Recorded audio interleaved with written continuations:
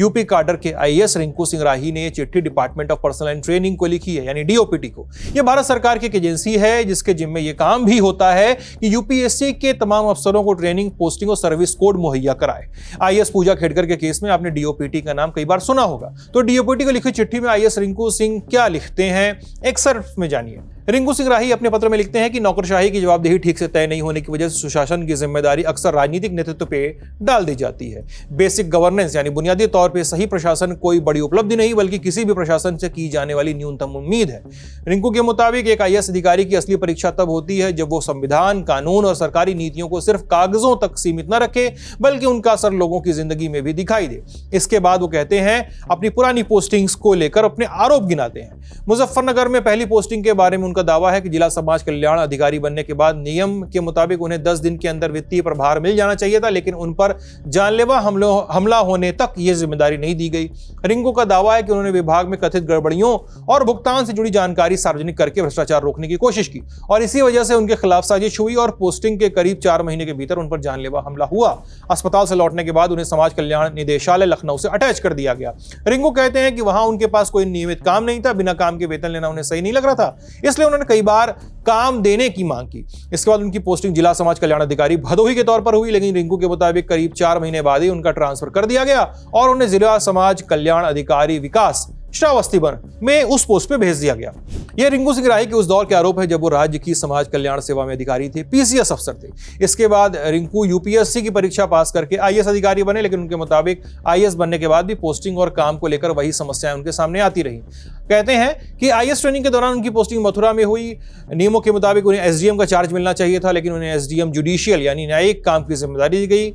IAS की training पूरी होने के बाद उनकी पोस्टिंग शाहजहांपुर में हुई। वहां वो वकीलों के सामने कान पकड़कर उठक बैठक करने की घटना को भी अपने पत्र में बताते हैं। रिंकू के मुताबिक उन्होंने ऐसा किसी का अपमान करने के लिए नहीं किया था। उनका मकसद ये संदेश देना था कि प्रशासन को अपनी जिम्मेदारी समझनी चाहिए और अधिकारी खुद भी जवाबदेह हैं। लेकिन इस घटना के बाद उन्हें शाहजहांपुर से हटा के राजस्व परिषद लखनऊ से अटैच कर दिया गया। रिंकू का दावा कि राजस्व परिषद में करीब 2 महीनों तक उन्हें कोई नियमित काम नहीं दिया गया। कई बार कहा काम नहीं तो वेतन भी मत दीजिए, यानी नो वर्क नो पे। इसके बाद उन्होंने तकनीकी इस्तीफा देने की बात कही। तब उन्हें आय प्रमाण पत्र, ओबीसी क्रीमी लेयर, ईडब्ल्यूएस, जाति और निवास प्रमाण पत्रों से जुड़े सॉफ्टवेयर में सुधार का काम दिया गया। रिंकू का दावा है कि उन्होंने कई सुधारों के सुझाव दिए, लेकिन उनके कई प्रस्ताव आगे नहीं बढ़े। इसके बाद वो लिखते हैं कि उन्होंने उत्तर प्रदेश के नियुक्ति और कार्मिक विभाग में एक और मांग की। वो चाहते थे कि जिस तहसील में उन्हें पोस्ट किया जाए उसे बाकायदा मॉडल तहसील बनाने का लक्ष्य दिया जाए, औपचारिक रूप से, यानी उन्हें सिर्फ पोस्टिंग न मिले बल्कि सरकार साफ तौर पर करे कि इस तहसील में प्रशासनिक सुधार करने हैं और इसके लिए जरूरी अधिकार और सहयोग भी दिया जाए। रिंकू लिखते हैं कि उन्होंने पहले से ही आशंका जताई थी कि बिना साफ लक्ष्य और सरकारी समर्थन के अगर वो सुधार करने की कोशिश करेंगे तो स्थानीय स्तर पर विरोध होगा और उनका जल्दी ट्रांसफर हो सकता है। उनके मुताबिक उनकी वो आशंका बाद में सही साबित हुई।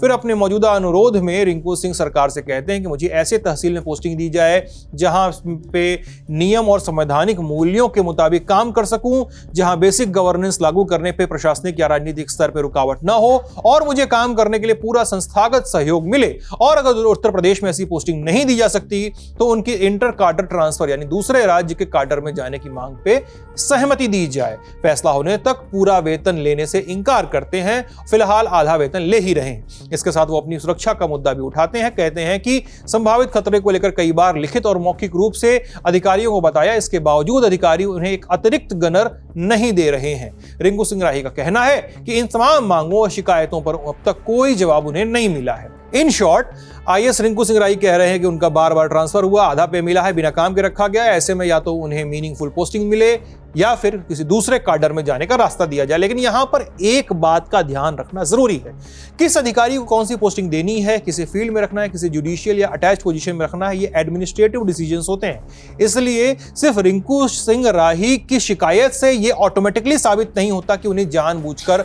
पनिश किया जा रहा हो। लेकिन जब एक सर्विंग आईएएस ऑफिसर बार बार लिखित रूप से कह रहा है कि मुझसे काम नहीं लिया जा रहा है, तो शिकायत का ट्रांसपेरेंट इंस्टीट्यूशनल जवाब भी महत्वपूर्ण हो जाता है। हालांकि रिंकू सिंह का विवादों से नाता जो है वो पुराना है।